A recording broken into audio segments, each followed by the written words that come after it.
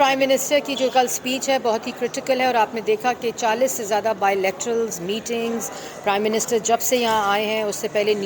S C او گئے تھے، سارا فوکس ان کا فلڈس کے اوپر ہے اور فلڈ وکٹمس کے اوپر ہے. اور اب جو نیکسٹ اسٹیپ ہے ری کنسٹرکشن کا، ری بلڈنگ کا، واٹر ریزیلینٹ انفراسٹرکچر کا، ان تمام چیزوں کو دیکھتے ہوئے جو کل کی اسپیچ ہے وہ بہت ہی امپورٹنٹ ہے. پھر جو ڈفرینٹ ایشوز ہیں جو پوری دنیا کے اس وقت ہائی لائٹس ہیں، اس کو کیسے اجاگر کرنا، لیکن جو مین چیز ہے کہ وہ کیسے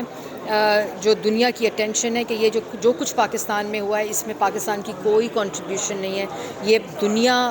کے جو گلوبل وارمنگ کے امپیکٹس ہیں، جو کلائمیٹ چینج کے کانسیکوینسز ہیں، اس کا سامنا پاکستان کر رہا ہے، اور کیسے یہ رسپانسبلٹی پوری ڈیولپڈ ورلڈ کی ہے کہ جو لوگ کنٹریبیوٹرز ہیں ٹو دا کاربن ایمیشنز، لیکن vulnerabilities ان کی نہیں ہے because of rich states. So the time has come where everybody has to play their role in terms of the support. Climate justice is a thing that Pakistan really is looking forward to in terms of Prime Minister's پاک speech امریکہ also. Relation شپ پہ ایک جملہ. دیکھیے ہر ملک کے ساتھ پاکستان کے اچھے تعلقات رہے ہیں، اتار چڑھاؤ آتا رہتا ہے، لیکن آپ کو جیسے آپ دیکھ رہے ہیں کہ پچھلے 4 مہینے سے پچھلے 4 سال کی جو ڈپلومیٹک ریلیشن شپ پاکستان کا سفر ہوا ہے، فارن پالیسی کا جنازہ نکالا گیا ہے، اس کو کس طرح ایک ایک چیز کو جوڑ کر مینڈ کر پرائم منسٹر جو ہیں وہ فارن پالیسی کو صحیح سمت پر لے کر جا رہے ہیں. جو کشمیر ایشو ہے اس کو کس طرح پرائم منسٹر جو